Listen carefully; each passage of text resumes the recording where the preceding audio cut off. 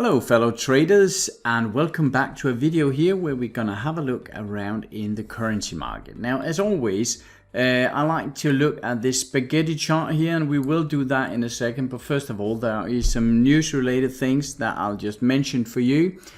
One of the things last week and also this week is that they have been fairly weak on the news side, meaning there have not been too many things really rocking the boat. There have been a lot of earnings report out of the companies, and that have been sending the stock market up and down in all directions. However, tomorrow or today, if we take Wednesday here, there is some durable good orders from United States, which will indicate something about the speed of the market. Tomorrow there is a very important number, that is the GDP number from United States. That number is actually pointing downwards. Last month it was 6+% in year-to-year GDP growth. This time it's only around 2.8%, I think. And that is what is expected now. If it becomes lower than that, we might see the dollar tumble a bit. If it is higher, well, then we might see the dollar continue upwards. First of all, when we're looking at this chart here, as you know, we have all the currencies here, and we can see that we have the overall strength of the Australian dollar pointing upwards. We have the New Zealand dollar going down and the Canadian dollar going down. Now, there have been a lot happening in the energy market lately, oil, gas, coal and so on. An important thing to keep in mind is that China just put a limit on how much could be charged for coal, and that have also put its effects into the oil and gas market, of course. But that is the, you could say, advantage of running a sort of a autocratic rulement of the country. You can pretty much decide what you want to do. That have also put its effect on the stock market, where the government in China have been saying that young people couldn't spend too much time on tech, on computer games and so on, online. And that have put quite an effective stop to the stock market in China. However, we are looking more at the currencies here. And one thing I just wanted to show you is that indicator I have down here, because this shows the actual direction or this period. Let's say here we have the Australian dollar, that is the blue line. As you can see, that was going down here, meaning it is showing red color here, and then it is going nicely upwards, so it is showing green color here. Canadian dollar is going down, euro is going down, but not as much. So this also shows if it is light red or light green, if there is a definite direction or a bit weaker direction. All right, so what I sometimes do is, to get an idea of what pairs I could trade, I'm looking at the daily, the 4-hour and the 1-hour time frame. And I am looking at, let's say, the Australian dollar here. It is green on the daily chart, but it is light red on the 4-hour chart, meaning the blue line here is going down instead of up. And we can see some light green actually on the hourly chart. So we might want to have a look at something for the Australian dollar in an upwards direction when this turns upwards. So when we can get enough traction to the upside, so we can see some definite direction here, well, then we can take a trade. Right now, we have the Canadian dollar that is pointing down, red, red, red. So we might want to take something on the Canadian dollar here. We actually also have the euro pointing down here, here, here. So that is definitely something to have a look at. What do we have? You have the pound, that is a bit mixed. The Swiss franc is a bit mixed. So is the New Zealand dollar.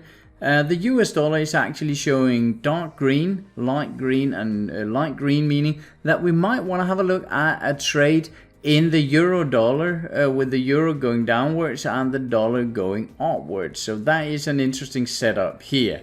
The yen is showing strength on the daily and the 4 hour, but right now it's just showing a bit of weakness here on the hourly. So we might want to see, it is at a very high relative strength level, so we might want to see the yen take a bit of a dive before going upwards again.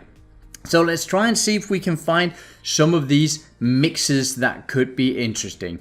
As you can see, I actually already am in a trade here on the New Zealand dollar Swiss. I didn't mention the Swiss before. This is a bit of a longer term trade. And as you can see, what I'm aiming for here, I'm looking at a top area here with the market going down, trying to get up and then being shot down. And here I am looking at a definite breakdown here on the 4 hour time frame. And I have taken this with a very small position so that I can add to my position. So if it is going down, moving a bit up and then going down with either some large wick candles here or some bearish engulfing pattern like this one that engulfs the former candle here, then I can add to the position downwards. I'm taking a quarter of a position here in the beginning. If it turns around and go through my stop loss here, that is an ATR stop loss, then I have just lost a quarter of a percent. But each time I can add, I'm adding a quarter of a position here. I'm risking a quarter of a percent extra, meaning that if we get into a trend that really runs for a very long time, it could be something like what we see here. Then I can actually get in several times, 4, 5, sometimes 6 times before it turns and sends me out, meaning that I can make several percent on my entire portfolio over some weeks, which is absolutely great. You shouldn't necessarily go for making 10 or 20% per month. If you can make 3 to 4, maybe 5% per month, you can become absolutely wealthy just from your trading here.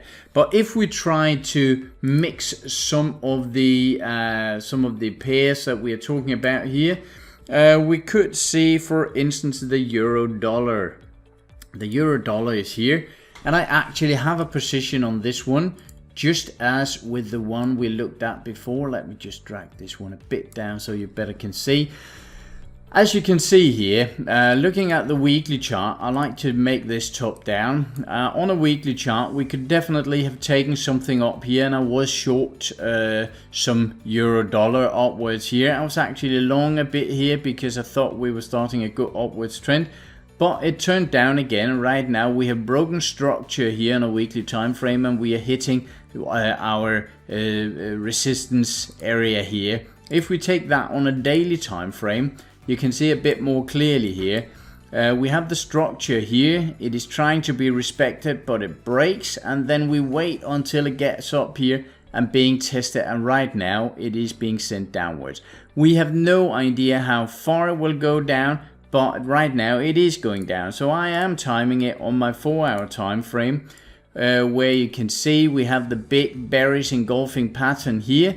I didn't take this one though. This was yesterday in the afternoon, and I was not in the office there, so I took it this morning when it made another very bearish candle here, with the engulfing, the high wick on the candle here, and I took it right here. So let's just see. I put my stop loss up here above the ATR stop loss, and meaning that if it goes down, it is just great. I'll have made a quarter of a percent or something like that on the portfolio here, but then it might retrace and being sent down again with some candle formations as the one we are seeing here, and then I can just take another short here and maybe another one and another one, depending on what happens. Now this is the technical part of it, but I also look at the fundamental part of it, where I actually expect the interest rate to rise in the upcoming time, and that actually means that the dollar will probably be sent somewhat up, and euro dollar, well, the euro seems to be a bit weak right now, so a short in the euro dollar is sensible. Remember that when you go short the euro dollar, you're actually short the euro and long the dollar, so that makes perfect sense. We can have a look at something else. The Aussie was pointing up and the cat was pointing down. So something like the Aussie cat in an upwards direction. Let's have a look at this and see if we think we can find a trade here. If we start at the daily time frame, you can actually see that we have some very hard structure here. We have some tops and we are getting closer to that. So we should, if we follow the strong Aussie and the weak cat, we should actually go long here. However, that is not how we trade, because we are not taking a long straight up into these positions. If I'm to go long in the Aussie cat, I'm actually waiting for this one, a retracement and then some strength. As you can see, it works quite well. I might have gotten a short signal somewhere down here, but taking it straight into this formal bottom here is not really what I want to do. So instead I waited for it came up, made a retracement, and then I started to go long here, and I actually exited my long position, but I made quite a lot of money on this upturn here. Right now I'm not adding to the position, and I'm definitely not entering into a new long position. What else could we see? Well, we have some negative in the New Zealand dollar, we have some positive in the yen. Let's see if that is something we can work with. We have the New Zealand dollar yen. It is coming up right here. Now let's try and have a look at it. There's nothing really obstructive here. We have the short in the New Zealand dollars, so let's try and have a look at the daily time frame. Well, there's no doubt that this trend has been going up quite violently, and we might have taken a bit of trade down here, but the real trade actually came here when we broke above this top, got a bit of a retracement here, and we got some very good potential of getting in some long trades in the New Zealand dollar yen. Right now, however, we are seeing on a daily time frame a big engulfing, bearish engulfing pattern here. We are seeing the price trying to get up but being sent back on this one, and then we are seeing a bearish engulfing pattern. I know the day is not over yet, but we are seeing a tendency of a bearish engulfing pattern at a lower point than this one. So that is enough for me to start looking for short trades. Now what can we see on the 4-hour time frame? We can actually see we are down here. We can see that we are about to break structure here. And what I actually want to see here before I really get confident, because we do have a higher top here, we could have taken the first small position on this bearish engulfing pattern. I would not have been completely confident since we have a higher top. So what I do want to see is something like maybe a bit of a retracement, a very good sell signal like this one, or like this one with a big wick here, maybe of course a red candle, but with a big wick. Then see that here, taking the short, and see how far I can ride the trend downwards. Alright, I hope that makes sense. You got some potential trades here where I actually think that the euro dollar is the most potent of the trades, and definitely the one that I'm glad to be in right now. I hope this was a good inspiration for you, and I'm looking forward to talk to you again next week. That's all for now. Take care of yourself and your money out there. Bye for now.